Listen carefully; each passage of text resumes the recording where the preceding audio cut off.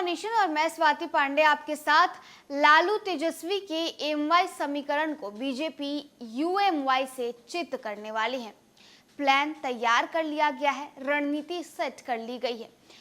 लालू प्रसाद यादव के यूएमवाई यानी मुस्लिम यादव समीकरण के लिए बीजेपी ने अब यूएमवाई समीकरण का सहारा लिया है। ये यूएमवाई समीकरण दरअसल उज्जैन के मोहन यादव हैं। यानी अब देखिए जिस मुस्लिम और यादव वोट बैंक का सहारा लालू प्रसाद यादव लिया करते हैं, उसी वोट बैंक के सहारे से अब 2024 लोकसभा चुनाव को सेट करने की तैयारी बीजेपी ने शुरू कर ली है।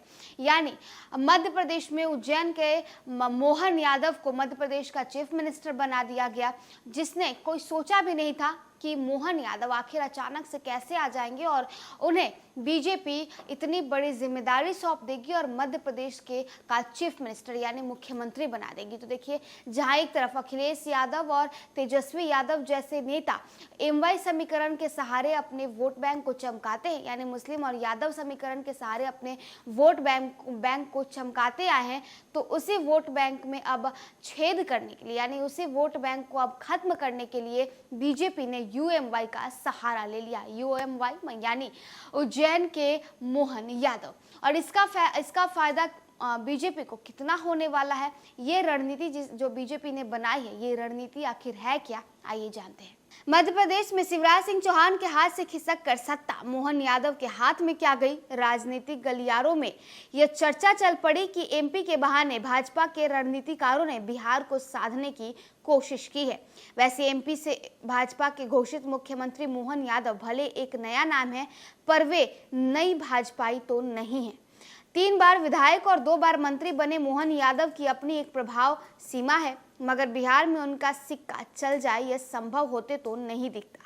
कहने को भले भाजपा जाति की राजनीति नहीं करती, पर बिहार में यादव मतों को साधने की कोशिश बीजेपी के रणनीतिकार समय समय पर करते रहे।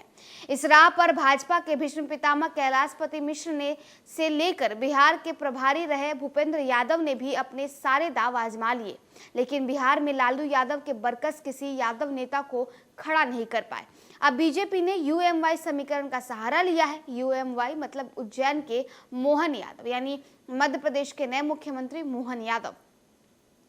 बीजेपी के भीष्म पितामह कहे जाने वाले बीजेपी के रणनीतिकार कैलाशपति मिश्र ने यादव जाति के कुछ नेताओं को साधने की कोशिश यही थी कि यादव वोटों को लालू यादव की पकड़ से छुड़ाकर बीजेपी के उम्मीदवारों को ट्रांसफर कराया जा सके। इस कोशिश में पहला नाम जगदम्बी यादव का आया।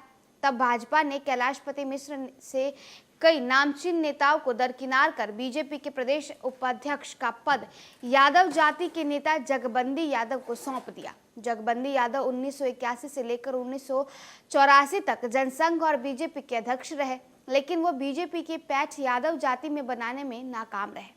फिर कुछ साल बाद यह प्रयोग नंदकिशोर यादव को बीजेपी का प्रदेश अध्यक्ष बनाकर किया गया। नंदकिशोर यादव 1988 से 2003 तक बीजेपी के प्रदेश अध्यक्ष रहे। बीजेपी ने इनके कार्यकाल में अच्छा प्रदर्शन जरूर किया, पर यादव वोटों का एक बड़ा हिस्सा बीजेपी से दूर ही रहा। बीजेपी के रणनीतिकारों ने एक बार फिर अपना दांव लगाया।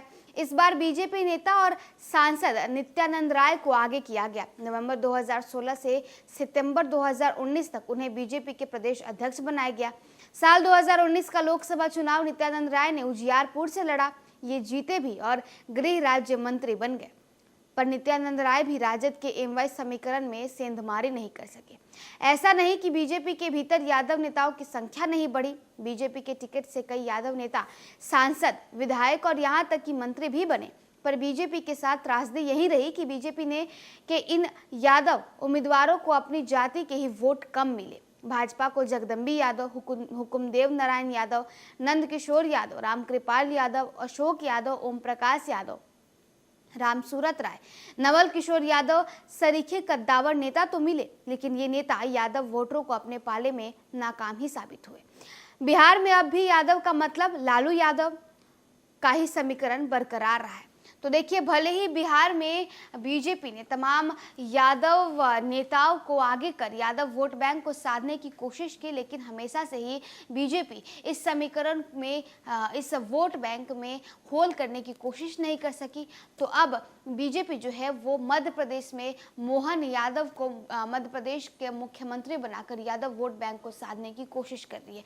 मध्य प्रदेश में एक यादव समाज से आने वाले नेता को मुख्यमंत्री बना दिया जाता है, लेकिन बीजेपी का जो निशाना, बीजेपी का जो इशारा है वो बिहार रहता है। अब देखना यह है कि इसका फायदा बीजेपी को बिहार में होती है या नहीं, ये तो भविष्य ही तय करेगी। फिलहाल इस वीडियो में बस इतना ही। आप देखते रहिए न्यूज़ फॉर नेशन।